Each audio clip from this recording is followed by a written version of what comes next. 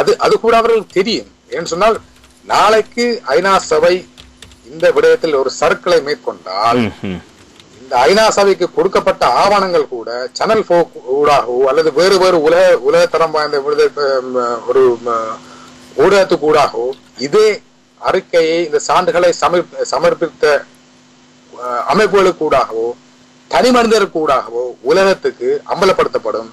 சொல்லுவார்கள் இந்த விடயங்களைத்தான் நாங்கள் ஐநாவுடைய நிபுணர் சபைக்கு கொடுத்தோம், அவர்கள் எங்களை ஏமாற்றி விட்டார்கள் என்கின்ற விடயத்தை கூறும்போது ஐநா சபை மீதான நம்பகத்தன்மையும் அற்றுப்போகும். அதாவது இதில் ஒரு சிக்கல். இன்னும் சில ஆதாரங்கள் வரும் என்று எதிர்பார்க்கக்கூடியமா இருக்கின்றது. அது மிக மோசமான விளைவுகளை ஸ்ரீலங்கா அரசின் மீது ஏற்படுத்தக்கூடிய ஒரு தாற்பயம் இருப்பதாக கூட கூறப்படுகின்றது. மிக மோசமான ஆதாரங்கள், அதிலிருந்து அவர் தப்ப முடியாத அளவு கூட இருப்பதாக வெளிப்படுகின்றோம்.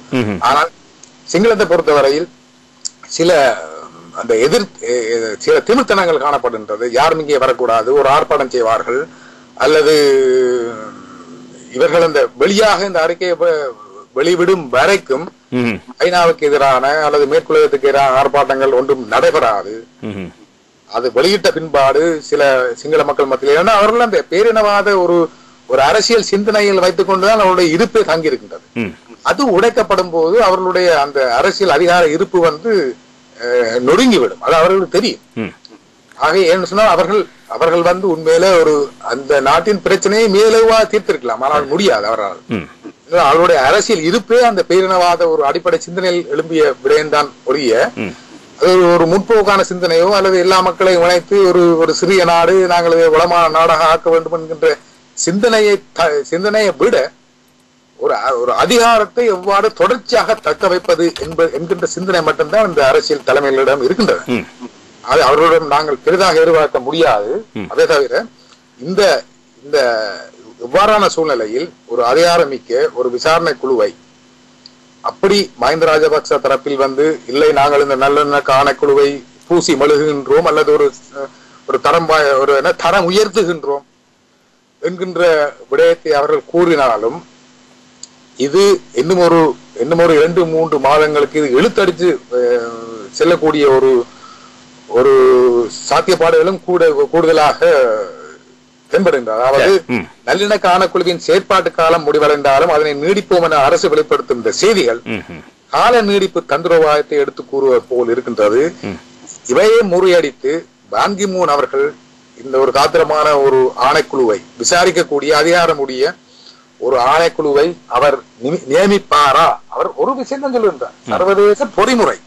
அவர் மெக்கானிசம் என்கின்ற விடயத்தை சொல்றார். அது எவ்வகையான மெக்கானிசம்?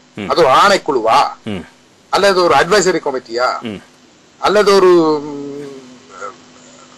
பேச்சுவார்த்தையில் ஈடுபடும் ஒரு மீடியேட்டர் பாத்திரமா?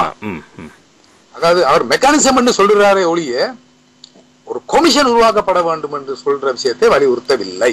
சரி, தான் சிக்கல். சொல்லுங்க. சரி, அப்ப நாங்கள் பாப்போம். நீங்கள் இணைந்திருப்பீங்கள் நினைக்கிறோம். இன்னும் நேயர்கள் மற்றவர்கள் கருத்து தெரிவித்த பிறகு நீங்கள் கேட்டுக்கொண்டிருந்து மேலும் உங்களோட கருத்துக்களை தெரிவிக்கிறதுக்கு சந்தர்ப்பம் தான் நீங்கள் வரலாம். நன்றி இதயச்சந்திரன், உங்களுடைய கருத்துக்களுக்கு. இன்றைய காலகட்டத்திலே பிரதானமாக இந்த UN எக்ஸ்பர்ட் கமிட்டி என்ற அறிக்கை வந்திருக்கின்றது. அதாவது ரணங்களால் பாதிக்கப்பட்டு யுத்தத்தினால் அழிவுண்ட தேசத்திலே நேரடியாக யுத்தத்தால் பாதிக்கப்பட்டவர்களும் மறைமுகமாக அதிலே பாதிக்கப்பட்டவர்களும் கடுமையான எதிர்பார்ப்புகளை தங்களுடைய பலிகளை இந்த அறிக்கை குறைக்குமா அல்லது அதற்கு அந்த அரசாங்கத்தை சட்டத்தின் முன் குற்றவாளி கூண்டில் நிறுத்துமா என்ற இயக்கங்களோடு பலர் எதிர்பார்த்திருந்தார்கள். நடைமுறையிலே பல்வேறு சிக்கல்களை கொண்டிருந்தாலும் இலங்கை அரசாங்கமாக குறைந்தது சர்வதேச ரீதியில் அம்பலப்பட வேண்டும் என்றாவது இந்த பாதிப்பை யுத்தத்திலே பாதிக்கப்பட்டவர்கள் எதிர்பார்த்திருந்தார்கள். அந்த வகையிலே இந்த அறிக்கை வெளியாகி இருக்கின்ற நிலைமையிலே இன்று இது ஒரு விவாதத்துக்கு உட்படுத்தப்பட்ட பொருளாக இருக்கின்றது. வணக்கம். இப்பொழுது எங்களோடு இலங்கையிலிருந்து சமூக ஆர்வலரும் மனித உரிமை ஆர்வலருமான சாந்தி சச்சிதானந்தன் தொடர்பில் இருக்கின்றார். வணக்கம் சாந்தி. வணக்கம் குருவரன். அதாவது இன்று இலங்கையிலும் சர்வதேச ரீதியாகவும் இந்த UN எக்ஸ்பர்ட் கமிட்டி என்று சொல்லப்படுகின்ற நிபுணர் குழுவினுடைய அறிக்கை வெளியானமை குறித்து சர்வதேச ஊடகங்களும் இலங்கையிலே உள்நாட்டு ஊடகங்களும் புலம்பெயர் தேசங்களில் இருக்கின்ற தமிழ் இணையங்கள் எல்லாவற்றினுடைய அதீத கவனத்தை இந்த அறிக்கை பெற்றிருக்கின்றது. ஏற்கனவே வெளியான போதிலும் இன்றுதான் அவற்றிலே உள்ள சில விடயங்கள் கசிந்து வெளியில் வந்திருக்கின்றன. இலங்கையிலும் பல ஆங்கில பத்திரிகைகள் அது பற்றி பேசியிருக்கின்றன. அதேபோல் இலங்கையிலே பல அரசியல் பிரமுகர்களும் அது குறித்து தங்களுடைய கடுமையான அதிருப்திகளை வெளியிட்டிருக்கிறார்கள். எனவே நீங்கள் நீண்ட காலமாக இந்த சமூக ரீதியான செயற்பாடுகளிலே, மனித உரிமை விடயங்களிலே, பெண்ணிலை நிலைப்பட்ட பல்வேறு அடிப்படை விடயங்களிலே கவனங்களை செலுத்தி வருபவர் என்ற வகையில் இந்த யுத்தத்தின் பின்னரான சூழ்நிலைகளை சர்வதேச மட்டத்துக்கு கொண்டு சென்ற பின் இந்த அறிக்கை வெளியாகி இருக்கின்றது. இந்த அறிக்கையினுடைய தாக்கங்கள் அல்லது விளைவுகள் என்ன என்று நீங்கள் கருதுகிறீர்கள்? இந்த அறிக்கையின் முக்கியத்துவத்தை நாங்கள் அதன் பின்புலத்தை வைத்து ஆராய வேண்டிய ஒரு தேவை இருக்கின்றது.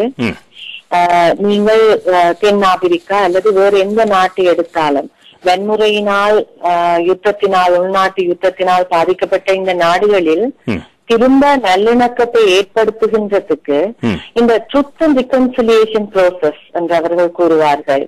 உண்மை மற்றது நல்லிணக்கத்துக்கான வெளிப்பாடுகளை அங்கு இருக்கின்ற அரசு செய்ய வேண்டிய ஒரு கடப்பாடு இருக்கின்றது என்பது நாங்கள் அனுபவ ரீதியாக பார்த்தது ஒன்று. ஆகவே ஒரு ஒரு ஒரு பெரிய ஒரு அவலம் நடந்தது பிறகு ஒன்றுமே நடக்கவில்லை என்று மூடி மறைக்கும் போது அந்த அவலத்தினால் பாதிக்கப்படுகின்ற மக்கள் அதிலிருந்து மீள முடியாதவாறு இருக்கிறார்கள். ஆகவே அவர்களுக்குள் இருக்கின்ற அந்த தாங்கள் அநீதிக்குட்பட்டு உள்ளாக்கப்பட்டு விட்டோம் என்ற அந்த உணர்வு திரும்ப நல்லிணக்கத்தையோ ஒரு தங்கு திறன் உள்ள ஒரு சமாதானத்தையோ உருவாக்க முடியாது என்பதுதான் இந்த முறை வழியின் தத்துவம். அதன் அடிப்படையாக இருக்கிறது. ஆகவே நாங்கள் அந்த நோக்கத்தோடு தான் இதை பார்க்க வேண்டும் என்று நான் நினைக்கின்றேன். இலங்கையில் ஒரு நிலைபெறான சமாதானமும் நல்லிணக்கமும் ஏற்படுத்துவதற்கு இது எவ்வளவு தூரம் எங்களுக்கு தேவையாக இருக்கிறது, எவ்வளவு தூரம் அது அது அதற்காக உபயோகிக்கப்பட போகின்றது என்பதுதான் என்னுடைய கண்ணோட்டமாக இருக்கிறது. இப்ப இந்த இந்த இந்த குழுவின் அந்த அதாவது எக்ஸ்பர்ட்ஸ் பேனல் என்று அவர்கள் சொல்லுவார்கள், அந்த குழு உண்மையில் அது ஒரு உத்தியோகபூர்வமான ஐநா சபையின் குழு அல்ல. இது செயலாளர் நாயகத்தினால் நியமிக்கப்பட்ட குழு. ஆனால் ஐநா குழு என்று சொல்ல முடியாது. அவர்களுடைய அறிக்கையை ஐநா அறிக்கை என்றும் கூற முடியாது. ஆனால் அவர்கள் அந்த குழுவானது இந்த ஐநா செயலாளர் நாயகம் பான் கி மூனுக்கான ஒரு ஆலோசனையை வழங்குகின்ற போக்கில் தான் இந்த அறிக்கையை சமர்ப்பித்திருக்கிறது. ஆகவே இந்த அறிக்கையை பற்றி நாங்கள் பெரிய ஒரு எதிர்பார்ப்பினை இப்பொழுது உண்மையா கொண்டிருக்க முடியாது. ஏனென்றால் இந்த குழுவுக்கு விசாரணையை முடுக்கிவிடவோ அல்லது விசாரணையை கொண்டு நடத்தவோ ஒரு விதமான அதிகாரமும் இல்லை. ஆகவே அந்த அடிப்படையில் நாங்கள் மெல்ல அதை பார்த்தால் இந்த அறிக்கையில் சில நல்ல விஷயங்கள் இருக்கின்றன, சில உங்களுக்கு கொஞ்சம் ஒரு ஒரு கவலையை அக்கறையை ஏற்படுத்துகின்ற ஒரு விஷயங்களும் இருக்கின்றன. நல்ல விஷயங்களை எடுத்தால் அந்த அறிக்கை அது எடுத்தாளப்பட்ட விடயங்கள் இந்த அறிக்கையில் ஒரு நல்ல பூரணமாக இருக்கின்றது போல் உங்களுக்கு தெரிகிறது. ஏனென்றால் அவர்கள் அந்த யுத்தம் நடந்த காலகட்டத்தில் செப்டம்பர் 2008 தொடங்கி மே 2009 வரைக்கும் நடந்த முறைகள், அதில் அரசாங்கம், இலங்கை அரசாங்கத்தின் பங்கு என்னவாக இருந்தது என்பதை ஒரு திட்ட தெளிவாக அவர்கள் விளங்கப்படுத்துகிறார்கள். நல்ல தகவல்கள் இருந்தும் அரசாங்கம் என்ன மாதிரியான ஆர்ட்டிலரி ஷெல்லிங் மற்றது குண்டு தாக்குதல் இது எல்லாவற்றையும் செய்தது என்பதை விவரித்து இருக்கின்றனர். அதே போல அதே வீட்டில் விடுதலை புலிகளும் எவ்வாறு இந்த மக்களை ஒரு மனித கேடயங்களாக பயன்படுத்தினர், மக்களுக்கும் போராளிகளுக்கும் இடையேயான அந்த வித்தியாசத்தை மழுங்கடித்ததினாலே மக்கள் அங்கு அச்சுறுத்தலுக்கு உள்ளாக்கப்பட்டனர் என்பதையும் அவர்கள் ஒரு சமமான ரீதியில் அதை அணுகி இருக்கின்றனர். ஆகவே அதில் அந்த இலங்கை அரசாங்கம் அந்த பொறுப்பு கூறுதல் என்பதில் எவ்வளவு கணிசமான அளவு அது இயங்க வேண்டி இருக்கின்றது என்பதை மிக மிக தெளிவாக இந்த அறிக்கை வலியுறுத்துகிறது. அது வலியுறுத்துறது மட்டுமல்லாமல் இந்த பொறுப்பு கூறுவதை, அதாவது சரியான விசாரணைகளை முடுக்கி விடுதல், விசாரணையில் குற்றவாளிகளாக கண்டு பிடிக்கப்பட்டவர்களுக்கு தகுந்த தண்டனைகள் வழங்கப்படுதல் என்று பல விடயங்களை அவர்கள் சொல்லுகின்ற அதே நேரம் இந்த பொறுப்பு கூறுதலை எப்படி நாங்கள் இன்னும் அதை வலுப்படுத்தலாம் என்பதை அவர்கள் ஆராய்ந்து அதற்கு எதிராகவும் சில விஷயங்கள் நடக்கின்றன என்பதையும் அவர்கள் போட்டிருக்கிறார்கள். அப்ப அது இப்ப நடக்கிற விஷயங்களை பற்றியதாக இருக்கின்றது. அதாவது இந்த அரசாங்கம் ஒரு வெற்றி களிப்பில் இருக்கிறது. ஏனென்றால் அது பாதிக்கப்பட்ட மக்களை இன்னுமே அவர்களுடைய நெஞ்சை புண்ணாக்குகின்ற ஒரு வேலையாகும். ஆகவே அந்த வெற்றி களிப்பில் இருப்பதும், இது பயங்கரவாதம் என்று சொல்வதும், தமிழ் மக்களின் நியாயபூர்வமான கோரிக்கைகளை புறந்தள்ளுறதும், அதை பற்றியும் அவர்கள் சொல்லியிருக்கிறார்கள்.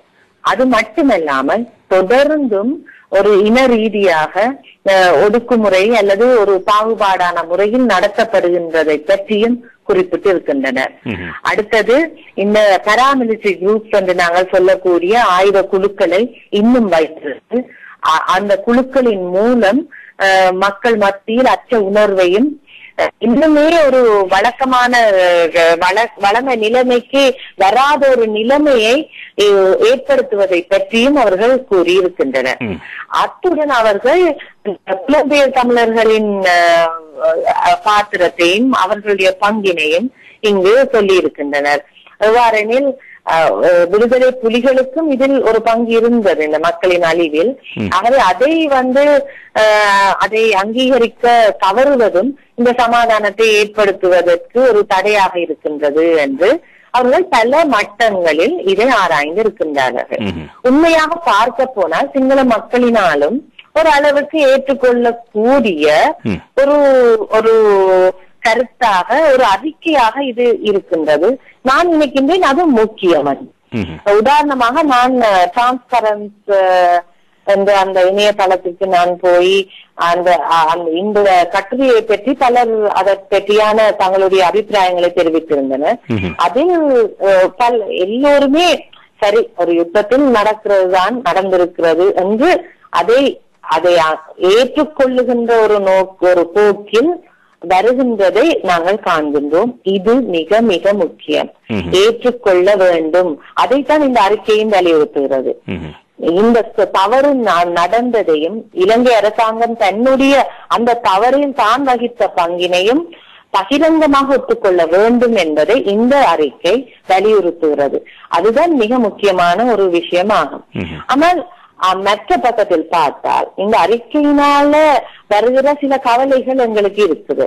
முதலாவதாக என்னென்றால், இந்த அறிக்கையை வெளியிட்ட முறை. அவர்கள் இப்ப வழக்கமாக இப்படி ஒரு ஆலோசனை குழு ஒரு அறிக்கை வெளியிடுகிறது என்றால் ஒரு பத்திரிகையாளர் மாநாடு வைத்து டக்குன்னு அவர்கள் வெளியில போடுவார்கள், இந்த விஷயத்தை நாங்கள் கண்டோம் என்று. ஆனால் இது அப்படி நடக்கவில்லை.